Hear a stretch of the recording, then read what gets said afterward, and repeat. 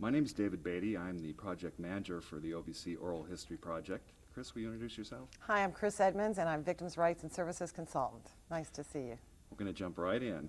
Chris, I want to ask you first, how did you get involved in the criminal justice movement? Well, I joined the victims movement close to 20 years ago. I was working at the American Bar Association in Washington, D.C., and taking a night graduate program on how to effectively change the law, how to lobby, how to get laws changed, and I wanted to do that for the American Bar Association. And just as my course was ending, I was informed that they wanted me to move to Chicago. And so I was looking for a job, and I had met two really interesting people in the class. We used to share notes and have discussions, and those two people were Marlene Young and John Stein. And so they offered me a summer job to help lobby, we couldn't use the word lobby, but help educate Congress on victims' rights, a tiny little bill that they had this idea about. And so they hired me, and we worked real hard, and that eventually became the Victims of Crime Act of 1984. So that's how I joined the field. And then once we got that law passed, I didn't want to leave, and they wanted to keep me around, and here I am, still today. So, what has kind of motivated you through that? I mean, why did you get into it, and what kept you in it for as long as you've been in it? Well, I'll tell you something. I came to Washington to work on environmental issues, like some of the best victim advocates that studied French in school, because there were no programs to teach people how to be victim advocates, and there was just so much that was needed. I mean, back in the early 80s, there were a handful of compensation programs. There were no victims' rights laws basically on the books, except Steve Doreen, Wisconsin, 1980 Bill of Rights. But there was just so much that was needed, and I just felt like this was a field where I could really make great contributions, make an impact. And there were a lot of smart people working on other causes, and I thought they don't need me there, that this is where I could really help and make some change. So, you know, think of what we've witnessed in the past 20 years. It's just been miraculous. So that's kind of why I stayed in the victims' rights movement. Great, wonderful. Well, Chris, you were an architect of what was really considered one of the seminal publications in our field, and that's New Directions from the Field, which is a publication of the Office for Victims of Crime at DOJ. I was wondering if you could tell us, how did the idea of that product come about, and how was it created? What was the headwaters of that? New Directions from the Field, Victims' Rights and Services for the 21st Century. Now, just the title alone I could talk to you about for 3 hours, and how we got that title. Especially since it's from the field. It's not the Justice Department telling the field what should happen, but over 1,000 people that we worked with over a 4-year period to tell the field, to kind of congeal the greatest ideas and the promising practices and put it in a document in one place so that people could use it, to not reinvent the wheel. But as you know, New Directions is an update of the 1982 President's Task Force report that we all call the Bible or the blueprint of the movement. And I'm sure other people that you've interviewed served on that task force and have told you the history of that wonderful task force, where Lois Haight was the chair of it. And so it was the 80s we talked about being the age of funding programs and of passing laws and of creating programs. And in the 90s, what we were doing is finally having a bit of a time to go back and reflect and see what changes have happened, what's working. Instead of people just reinventing themselves, why not collect and put in one place these wonderful promising practices and ideas so that people from Iowa to Georgia to California to New York could see what others are doing and replicate it. So the idea was to look and see what the original recommendations were of the President's Task Force. There were 68 of them. It was a beautiful, small, concise book. And we thought, well, the Justice Department and leaders in the field thought that we should look at that and see what laws have been passed, what change has occurred in the justice system and as well across what we call our allied professions, and document it and make recommendations for the future. So this was a project, as you know, that started in about 1993. The ideas started coalescing around 93. Research started happening on it. I know that the Justice Department worked with the National Victims Center, now the National Center for Victims of Crime, with the legislative database to start documenting how many states had what laws, and you were very much a part of that. And so they sent a staff member over to NVC, and that person was there for several months, as you remember. Then what happened was that Eileen Adams was a director of OVC at that time, and she really wanted to put staff into it and to really try to do something. And so Sharon English came out from California. I know you're going to talk to her. Melanie Smith was at the Justice Department at the time. And what they did with Eileen is they identified about 25 different people, leaders in the field, and asked them to write background papers. And so each leader was asked to, based on their expertise, review what portions of the President's task force were appropriate for their area, write background papers, and come up with recommendations. So that's where we are so far.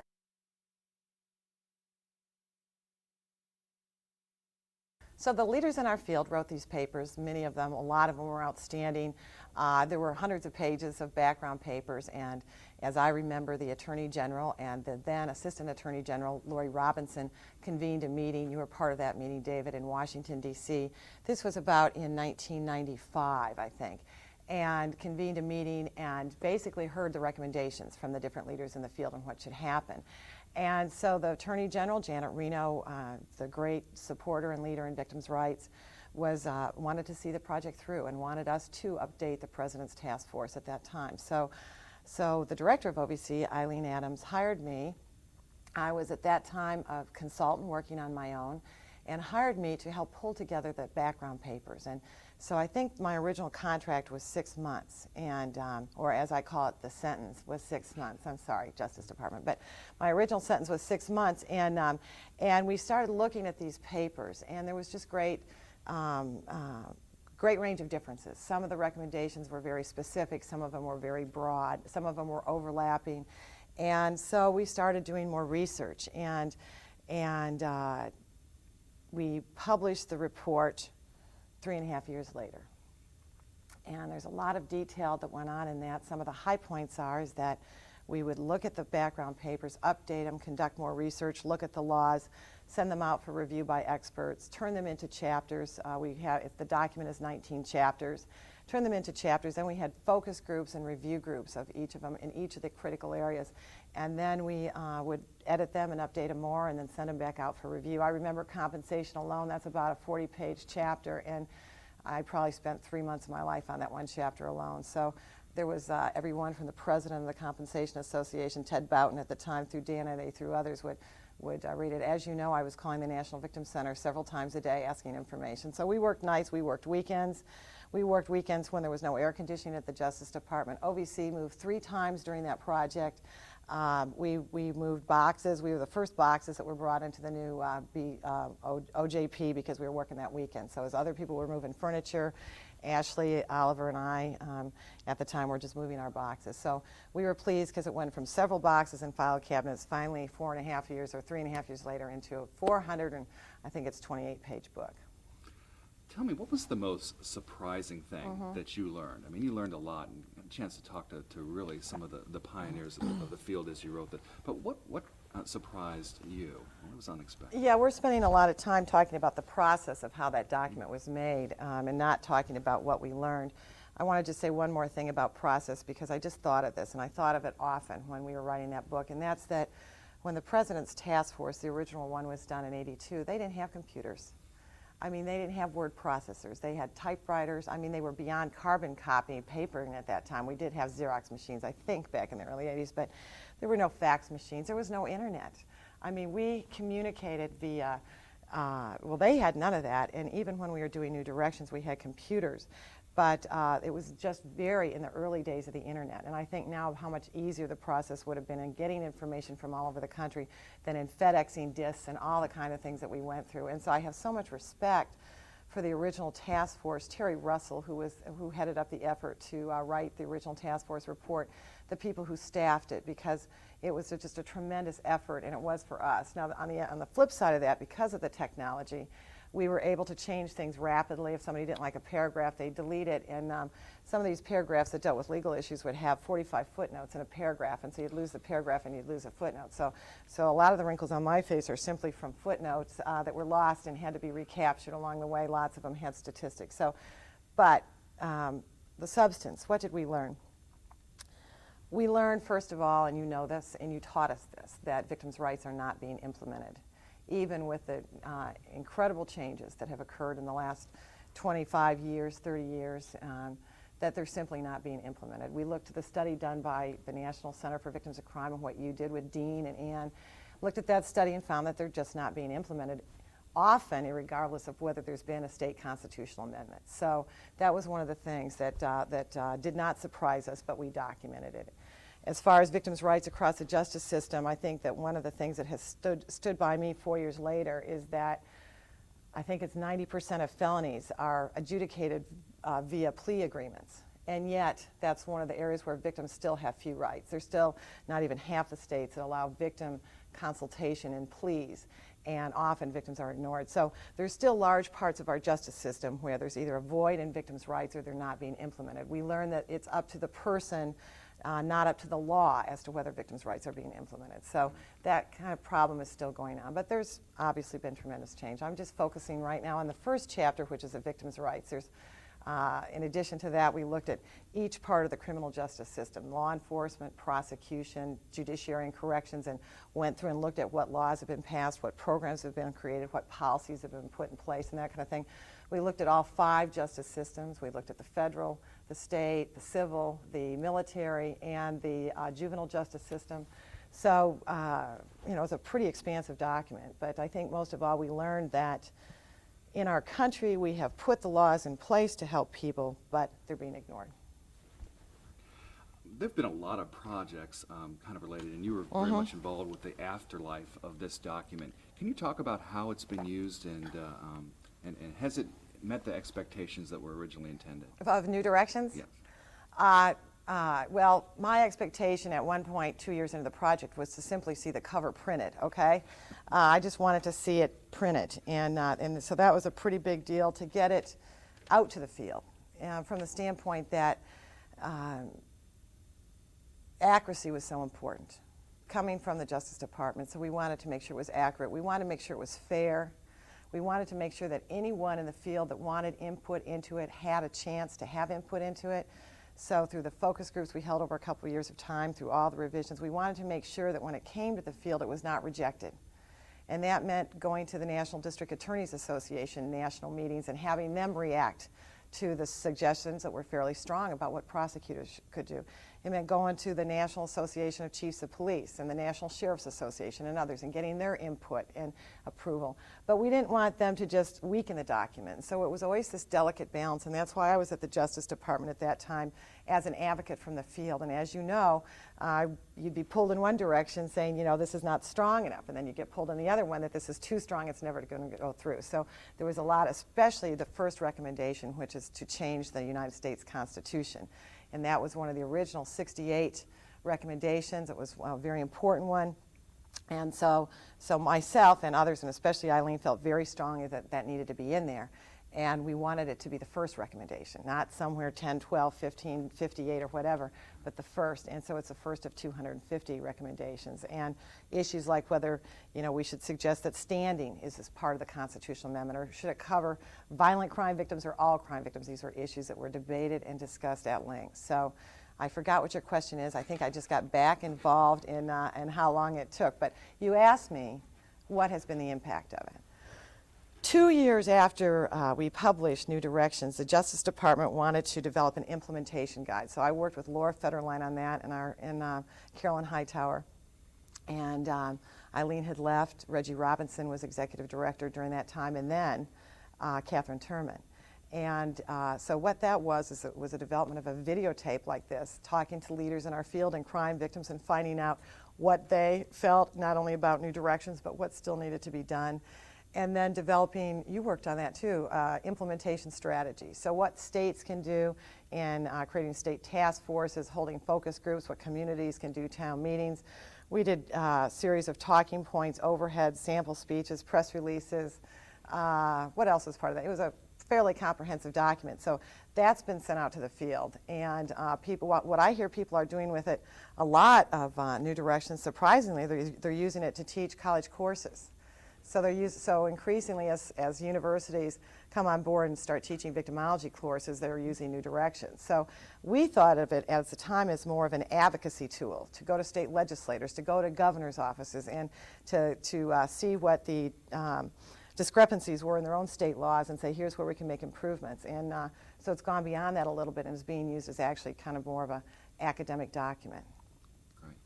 Well, we're going to switch gears a little Okay. bit, and I'm going to ask you some broader history questions. You've been in the field for how Is this long like now, a Chris? test? No, not a test at all. Open book at the very least. 1812. You've been in the movement how many years now? I joined in 1984.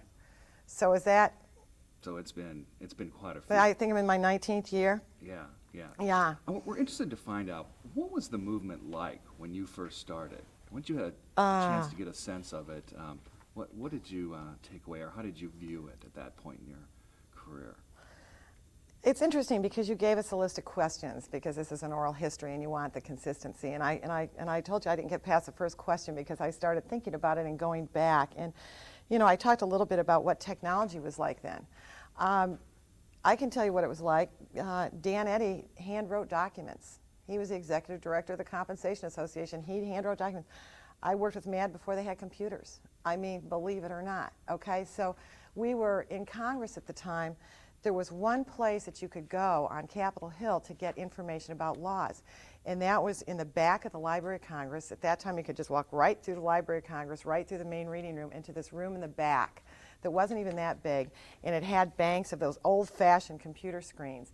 And that's where our United States government, our Congress, kept the information about the bills. So all the interns in D.C., this was back in the, well, it was back when we were working on VOCA in 84.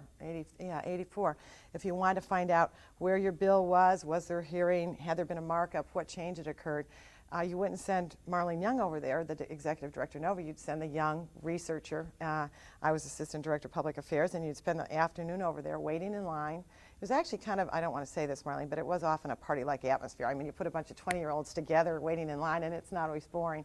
And you'd find out where all the happy hours were in town. Anyway, so then we'd wait there, and we'd get online and type the numbers in for our bills. And nobody knew how to use a computer system, so they had people that were there that would help you. You couldn't print anything out, so you'd take notes off the computer screen. You'd take notes off the computer screen. And then I'd take a bus back to Nova, and usually get there by the end of the day, and then Marlene and John and I would sit down and find out what happened. You know, so I mean, technology, I think, has changed so much. And I know that the Justice Department has supported the development of technology. Look at, I mean, other people are going to talk about victim notification and what's going on with that right now, and seamless, paperless judicial systems and that kind of stuff. But when I think back from my perspective about joining the movement and how we, you know, we couldn't just fax things to members of Congress. We couldn't email them. So people like me would hand deliver press releases door to door to door. And we used to talk about how many heels I'd go through in my shoes, just door. I was real thin then, too. It was nice because you just run around Capitol Hill all day long and think you were doing great things by delivering a press release, you know. So, but the field itself was very small. When I was there in the 84, I mean, there was a victims' rights movement. They had done the President's Task Force in 82. What I remember when I was thinking about your questions is more attitudes. There was a great split at that time between the justice side and the grassroots advocacy side. Domestic violence programs and sexual assault programs came out of the women's movement more. You know, and then there was the law enforcement side of it. And so there wasn't as much communication as there is today, as much camaraderie and collaboration, okay? Things were more split. And that was difficult when we were working on the Victims of Crime Act because one side was not talking to the other. The field was, the criminal justice side was heavily dominated by men. And to an extent it still is today, but I remember going to conferences where I'd be the only female. And they, you know, thought that I was there as somebody's secretary and would ask me to do, you know, things that they'd ask secretaries to do back then. And I'd always accidentally spill coffee on people, and then they'd never ask for it again. So. Great. Well, I guess any social movement, by definition, is a series of challenges. But what would you say is the greatest challenge, in your experience, that the movement has faced? Well, funding has been a problem throughout the history of the victims movement, as it is for any social cause. And there's so much, you know, you go to the Hill and ask for funding, and there's so many competing needs that are all legitimate needs. And when I think back, I may be stuck now in 1984, but when I think back during that time, the issue of, you know, helping crime victims was a very good idea. Nobody was against apple pie and motherhood, but how do you fund it? And Ronald Reagan was president at the time. There was at the time, the philosophy, if you will, was less government, not more government.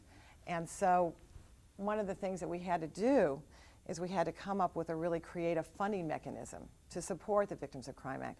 People talked about putting excise taxes on guns at the time. They talked about, this was a real controversial one the NRA didn't like, they talked about putting a fee on hunting ranges or hunting clubs or whatever to fund it. They talked about license plates. A lot of states do that now. Marriage licenses, divorce decrees. There were all sorts of ideas floating around there. Any way to fund it other than to use a federal appropriation, because that wasn't going to happen.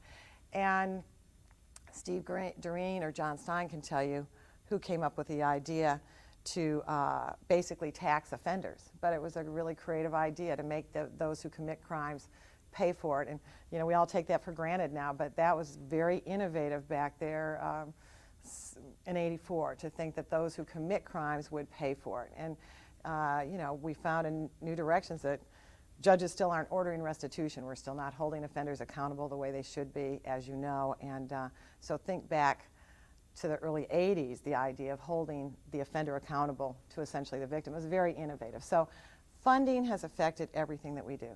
It has affected competition within communities and states for money. So there hasn't been collaboration when there could have been, because there's people competing over the same pie. It's affected collegal, you know, things with colleagues on the national level competing for support. And it obviously affects the implementation of victims' rights, because if you've got, we found in New Directions that nobody really thinks about this, but half of our nation's prosecutors are part-time. You know, we think about the big prosecutors' offices in the big cities, but you've got a lot of large rural areas of this country with part-time prosecutor, the prosecutor in the morning and the defense attorney in the afternoon or whatever, that don't have the money for to hire an advocate. So I would say, could talk about it for a long time, but funding is a key issue, as you know. You've worked in lots of different areas and done lots of different kinds of work. And during that process, you must have developed some strategies or tactics that have really helped you along. What is the secret of Chris's success? Well, stopping drinking coffee 3 years ago. Decaf, 10 cups a day, it's almost like a real cup of coffee. A sense of humor. I know when I'd lost my sense of humor at the end of New Directions, I was in trouble. I knew that I was in trouble because I'd lost my sense of humor. So I think that that's really important. And Marlene Young taught me, you know, to think about the crime victim, to think about why we're here, why we're doing this. Not getting involved, trying not to get involved with the politics, and think really, truly, why are we here? You know, it's not VOCA. It's money that goes to help people who have been hurt. You know, it's not restitution. It's holding somebody accountable to that person that they hurt. So I try to think about that and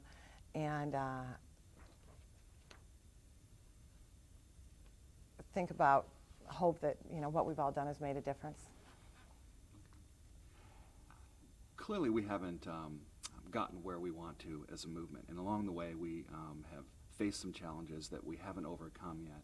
What would you describe, or what would you identify as the biggest challenge, or maybe the biggest failure that we still have on our agenda to address? Well, I look at it, you know, you can look at it on different levels. And you can look at it as, what does our field need to improve our field, to improve us as professionals?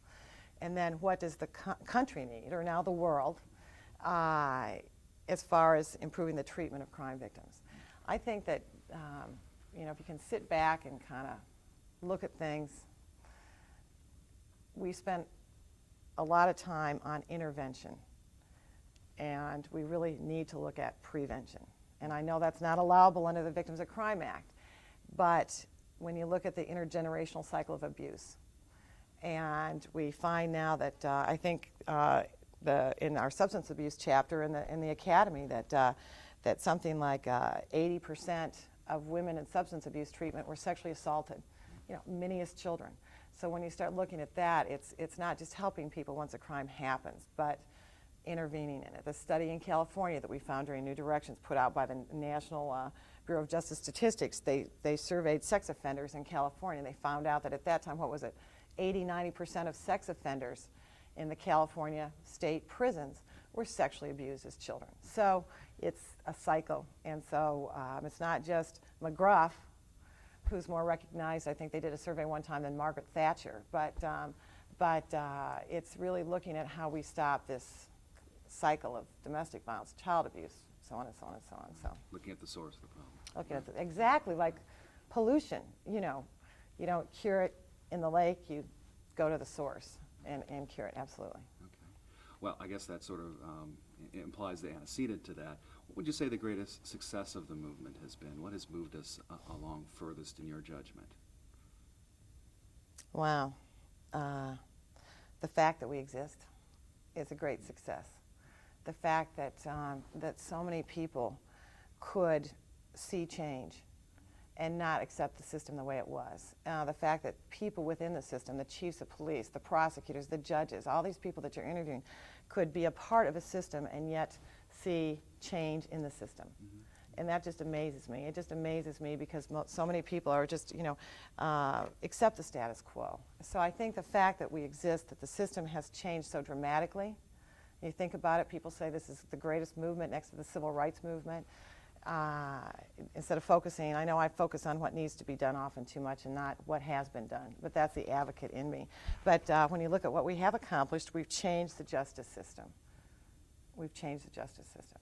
We're giving hundreds of millions of dollars to people who have been victims of crime and giving them counseling and helping them look at the way we were able to respond after 9/11 immediately. I think if there's not pride in our victims movement by what we were able to do to help those thousands of family members, you know, that's a result of 30 years of hard work. So our greatest success is that we've changed a system that for over 200 years ignored half the population. We are at least 20, but depending on who you count, 20 or 30 years old. Yeah, that's a problem with us. We don't know how old we are. We don't know. And hopefully we've matured a little bit. What do you see as some of the signs that has changed what we are as a movement?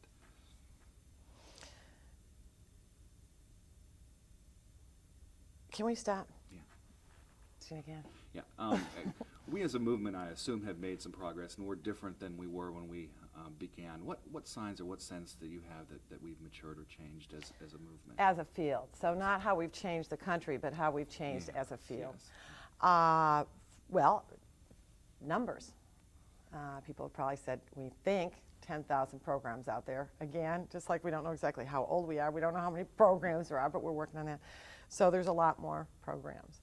I know that the early, NOVA conferences, a couple hundred people. Now, what is there, 1,500, 2,000 people here. So there's a lot more people in the field. There's greater diversity in the field. When we started, they said it was a middle-class, middle-aged, white women's field. I don't know what it was, victim advocates. And so now there's greater diversity. Multicultural diversity, we certainly have to improve that more. Absolutely. Our advocates should reflect the victims they serve. But we're much more diverse. There's more male advocates. I mean, you can go to a conference now and a 5-day training and actually have 5 men out of an audience of 100. So that's better.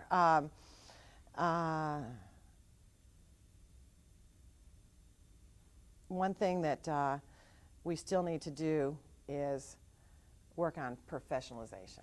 And part of that is to create standards of service. Part of that is to create educational standards.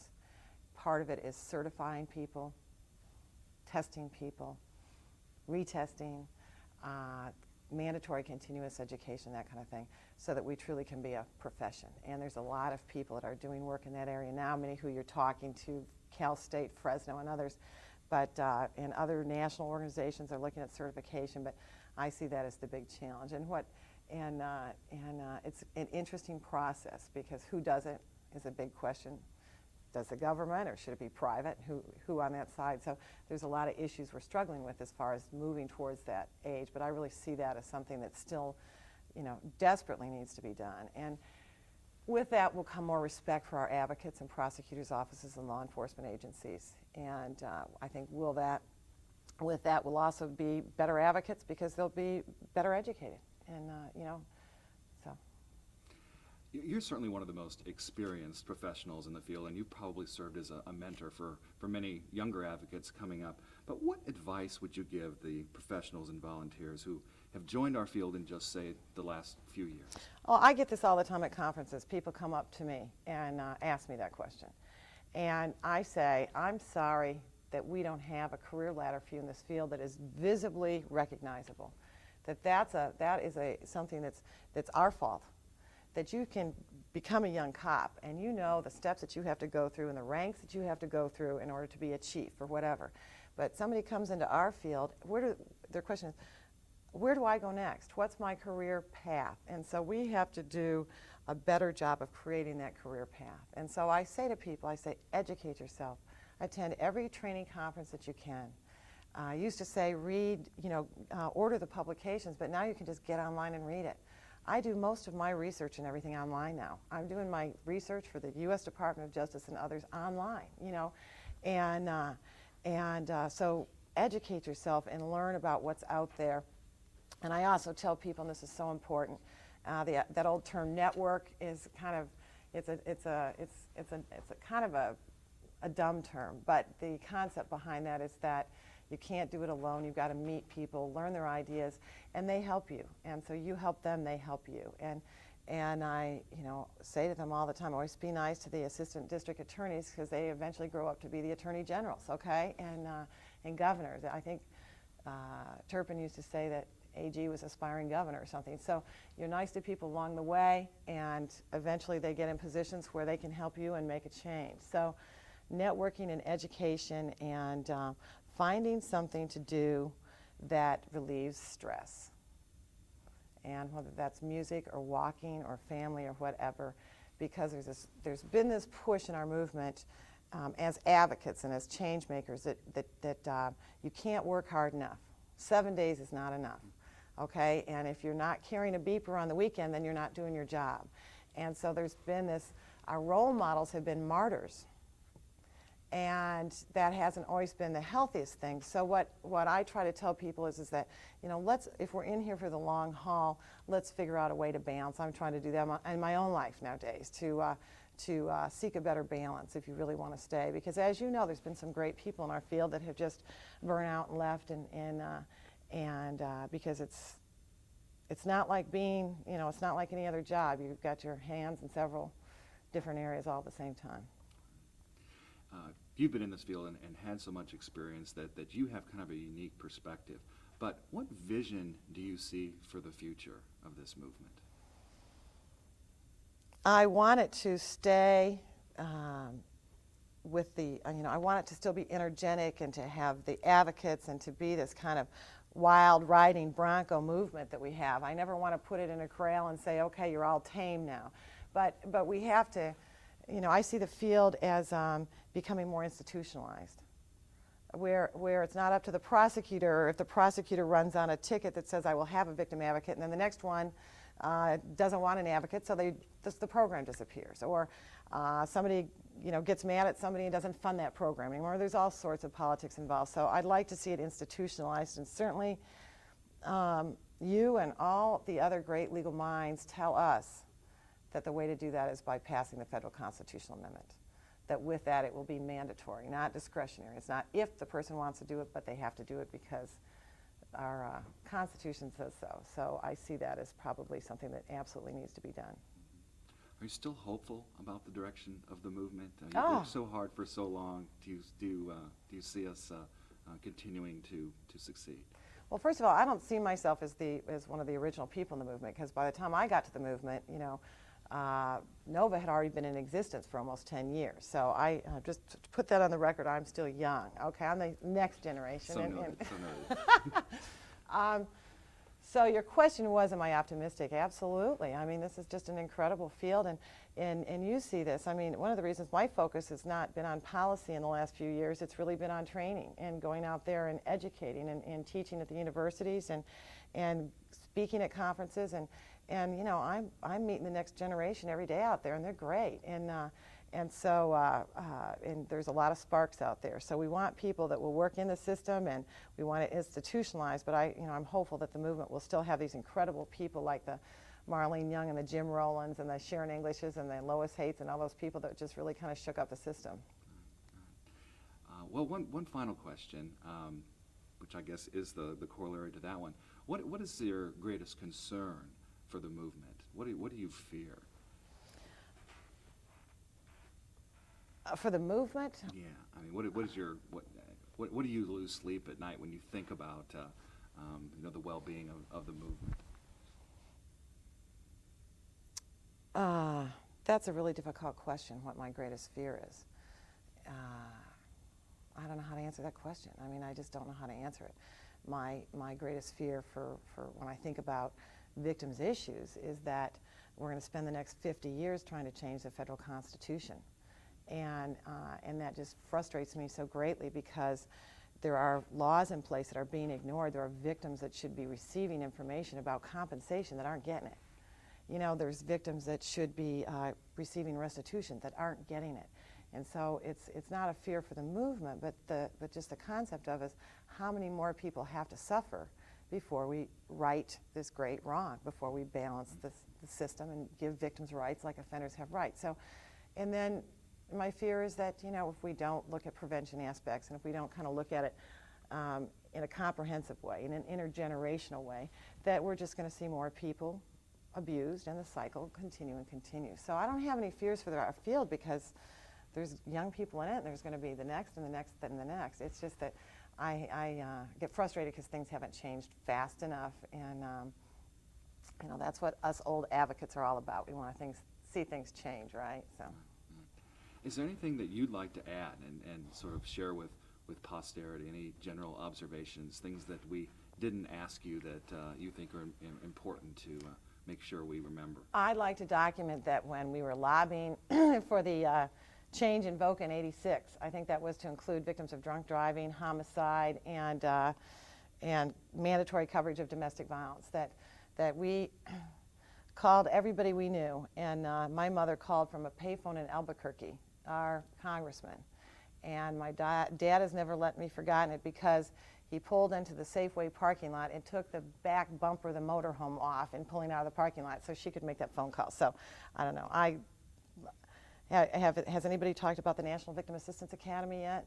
I think it's been mentioned, but share your thoughts. Well, I just wanted to say that the Justice Department thanked them for supporting that, and that was, we developed that in 1995, and this was its 8th year. And I think that really talks to the future, because it was the idea that prosecutors had their college, there was a National Judicial College, there's Quantico for FBI and that kind of thing, but there was no National Foundation Academy for Victim Services. And so the Justice Department funded this. All the leaders in the field, I think we've had 90 faculty members from across the nation. We've had over, I think, is it 1,500 graduates at this time. It's a partnership between the academic community, Cal State Fresno, Washburn University, and Medical University of South Carolina and others. And so it's really helping us become more professional for the field, because it's providing academic credit for training, and it has somewhat of a rigorous schedule. As you know, you've taught there as faculty, and I think that eventually that's the way. That's what, you know, all advocates hopefully will go through something like that. It's being replicated, and I think like there's 10 different states now that are starting their own state academies, and so I see that as an important change along the way that I was proud to be associated with.